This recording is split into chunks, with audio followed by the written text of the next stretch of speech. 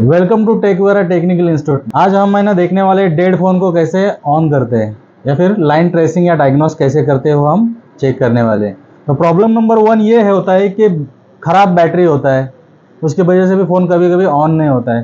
Problem number 2 होता है कि पावर आईसी में कोई दिक्कत होती है, तो उसकी वजह से भी लाइन शॉर्ट होने की वजह से भी प्रॉब्लम फ़ोन को ऑन होने में दिक्कत होती है। तो सॉल्यूशन देखेंगे हम, उसका क्या सॉल्यूशन है। तो मल्टीमीटर के थ्रू हम क्या करेंगे, बैटरी का वोल्टेज चेक करेंगे। अगर 3.7 से लेके 4.2 वोल्टेज नहीं है तो हमें बैटरी को डीसी मशीन के थ्रू बैटरी को बूस्ट करना पड़ेगा। प्रॉब्लम नंबर 2 का सॉल्यूशन ये है कि वीसीसी लाइन में हमें कुछ प्रॉब्लम है कि नहीं, शॉर्टिंग है कि नहीं, वो चेक करना पड़ेगा। उसके अलावा पावर आईसी को क्या कर सकते हैं, हम रिप्लेस कर सकते हैं। ये डेड फोन के रिकवर होने के चांसेस होते हैं। कभी कभी ये होता है कि फ़ोन चार्ज नहीं हो रहा है, तो उस सिचुएशन में प्रॉब्लम नंबर 1 हमें ये शो होता है कि चार्जिंग पोर्ट खराब होता है। उसका चार्जिंग पोर्ट खराब होने का यहाँ पे उसकी वजह से फ़ोन चार्ज नहीं होता है। उसके अलावा चार्जिंग आईसी में दिक्कत आती है, जैसे कि चार्जिंग आईसी के यहाँ पे कार्बन जमा होता है।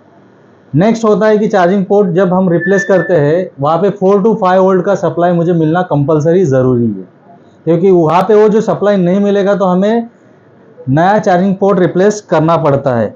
या फिर चार्जिंग सर्किट के यहाँ पे कोई कैपेसिटर या अदर कंपोनेंट जैसे कि रजिस्टर, वो हमें चेक करना पड़ता है कि शॉर्ट है या नहीं। हाँ।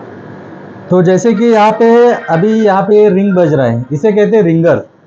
अगर ये रिंग नहीं बज रहा है तो इसका प्रॉब्लम एक ही हो सकता है। प्रॉब्लम नंबर 1 होता है कि स्पीकर खराब हो सकता है, या फिर जिसे हम रिंगर कहते हैं वो रिंगर खराब हो सकता है। दूसरा ऑप्शन होता है कि पीसीबी के जो लाइंस रहती है वो शॉर्ट हो सकती है या फिर कट ऑफ हो सकती है, जिसके वजह से रिंगर हमारा चल नहीं रहा है। और तीसरा जो है उसका ऑडियो आईसी, जो मेन आईसी है, वो आउटपुट जो देता है रिंगर को, वो रिंगर खराब होने के चांसेस ऑडियो आईसी को रिप्लेस करके सॉर्ट आउट किया जा सकता है। कभी कभी क्या होता है कि हमारा माइक जो रहता है वो है ना कम आवाज़ जाता है, या आवाज़ ही पूरा बीच बीच में स्टक हो जाता है या बंद हो जाता है। उस सिचुएशन में हमें ऑडियो आईसी को निकाल के रिबॉलिंग करके रिप्लेस करना है, या फिर उसकी जगह नया ऑडियो आईसी रिप्लेस करना है। ज़रूरी नहीं कि ऑडियो आईसी हर टाइम ख़राब हो सकता है, कभी कभी माइक में धूल जाने की वजह से या फिर माइक को क्लीन करने की वजह से भी प्रॉब्लम सॉर्ट आउट हो जाता है, या फिर माइक को नया माइक रिप्लेस करके वो प्रॉब्लम सॉर्ट हो सकता है। फ़ोन में हमारे नेटवर्क पकड़ता नहीं है या फिर नेटवर्क आता नहीं है। उस सिचुएशन में प्रॉब्लम नंबर 1 होता है कि एंटीना स्विच खराब होता है। दूसरा होता है नेटवर्क आईसी में दिक्कत, खराबी। तीसरा होता है कि सिम स्लॉट जो रहता है हमारा सिम स्लॉट, वहाँ पे cut to cut point sim tray को कनेक्ट नहीं होते हैं। और चौथा जो ऑप्शन होता है वो होता है खास करके आईफोन में बेसबैंड का प्रॉब्लम। ये हो गया प्रॉब्लम, और इसका सॉल्यूशन जो है वो है, पहले तो हम एंटीना को चेक करेंगे। दूसरा जो है सिम कार्ड का जो स्लॉट है उसे न्यू रिप्लेस करेंगे। उसके अलावा नेटवर्क आईसी को हम रिप्लेस करके ये प्रॉब्लम सॉर्ट आउट कर सकते हैं या उसका सॉल्यूशन मिल सकता है। गलती से कुछ वाटर डैमेज, पानी में चला जाता है फ़ोन, तो उस सिचुएशन में पहले तो फ़ोन को हमें ऑफ करके रखना है। ऑफ करने के बाद फ़ोन को सिम ट्रे, मेमोरी कार्ड पूरा निकाल के फ़ोन को, पॉसिबल रहेगा तो फ़ोन का बैटरी रिमूवेबल है तो निकालना है, अगर नहीं है तो फ़ोन को बिल्कुल ऑन नहीं करना है। उसके बाद फ़ोन में पूरा डिसेंबल करके मदरबोर्ड को, हमारे पास एक लिक्विड रहता है अल्मा, जिसे बोलते हैं अल्मा, और उसको अल्ट्रासोनिक मशीन से पूरे मदरबोर्ड को उसके मशीन में डाल के 10 से 15 मिनट तक हम क्या करेंगे, क्लीन करने के लिए रखेंगे। उसके अलावा आईपी के थ्रू हम मदरबोर्ड को क्लीन करेंगे, each and every component deeply clean करने के बाद हॉट गन से मैं उसको मदरबोर्ड को गर्म हवा की वजह से पूरा का पूरा सुखा दूंगा, जिसकी वजह से ईच एंड एवरी कंपोनेंट अच्छी तरीके से ड्राई हो जाए।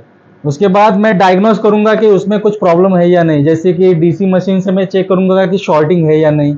उसके अलावा वी बैट की लाइन को मैं चेक करूंगा कि वहां पे सप्लाई परफेक्टली मिल रहा है कि नहीं, जैसे कि 3.7 से लेकर 4.2 वी बैट की लाइन पे मैं सप्लाई चेक करने के बाद वहां पे मैं फ़ोन को अच्छी तरीके से चेक करने के बाद, टेस्टिंग करने के बाद मैं फ़ोन को फिर से असेंबल करूंगा। कंटिन्यूसली गेमिंग करने की वजह से या कंटिन्यूसली फ़ोन यूज़ करने की वजह से फ़ोन ओवरहीट हो जाता है। ओवरहीट होने का कारण हो सकता है कि उसमें जो होता है वो होता है शॉर्ट सर्किट हुआ होता है, सीपीयू की वजह से भी होता है, या फिर पावर आईसी के प्रॉब्लम की वजह से भी वो ओवरहीट हो सकता है, या फिर बैटरी जो रहता है, हमने जो आफ्टर मार्केट कुछ रिप्लेस करते हैं बैटरी, उसकी वजह से भी फ़ोन पूरा का पूरा गर्म हो सकता है। तो उसका जो सॉल्यूशन है, पहले तो हमें पावर आईसी को निकाल के रिप्लेस करना है। दूसरा जो सॉल्यूशन है, उसे हम बैटरी को, जो खराब बैटरी रहती है उसको निकाल के न्यू बैटरी में ओरिजिनल बैटरी को हमें रिप्लेस करना है वहाँ पे। ये जो प्रॉब्लम्स है वो कॉमन प्रॉब्लम्स है, ये जो रिप्लेसमेंट है उसकी वजह से, रिप्लेसमेंट करने के बाद ये प्रॉब्लम सॉल्व हो सकते हैं। फ़ोन का टच अचानक से बंद हो जाता है, या फिर अनरिस्पॉन्सिव हो जाता है, अचानक से हैंग होने लगता है कि टच वर्क नहीं करने लगता है।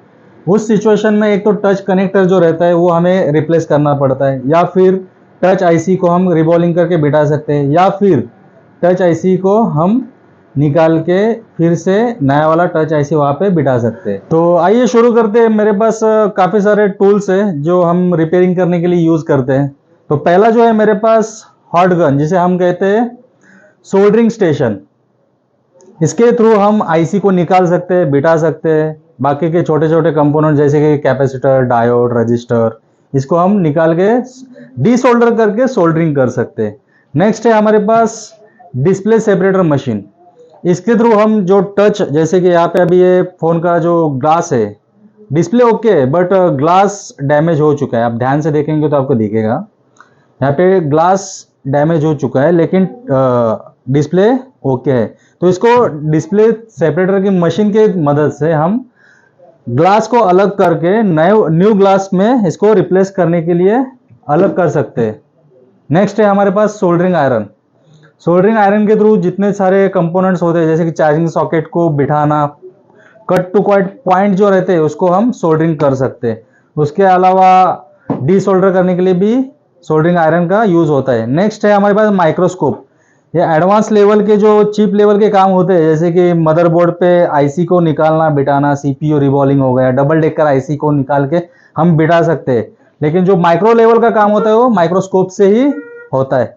नेक्स्ट है हम इसको पीसी पे भी देख सकते हैं कि ये कौन सा आईसी, छोटे से छोटे कंपोनेंट हम इसके माइक्रोस्कोप के जरिए हम चेक कर सकते हैं कि रजिस्टर कौन सा है, कैपेसिटर कौन सा है, ये सीपीयू है, यहाँ पे ईएमएमसी आईसी है, ईएमएमसी और सीपीयू। ईएमएमसी मतलब एम्बेडेड मल्टीमीडिया कार्ड। नेक्स्ट है हमारे पास सॉफ्टवेयर करने के लिए लैपटॉप के थ्रू हम सॉफ्टवेयर कर सकते हैं। जो है हम ईएसडी किट का भी इस्तेमाल करते हैं, ताकि हमारे एनर्जी की वजह से मदरबोर्ड शॉर्ट ना हो जाए। जैसे कि आपने चेक किया, यहाँ पे जो टेकवेरा टेक्निकल इंस्टीट्यूट है, यहाँ पे नेक्स्ट लेवल का एजुकेशन मिलता है। यहाँ पे बेसिक से लेके एडवांस तक पूरा चिप लेवल का हम यहाँ पे सिखाते हैं। तो यहाँ पे आपने टूल्स तो देख लिए, तो यहाँ पे पूरा का पूरा बेसिक से लेके एडवांस का पूरा knowledge, not only theory but also आपको पूरा का पूरा प्रैक्टिकल भी सिखाया जाता है।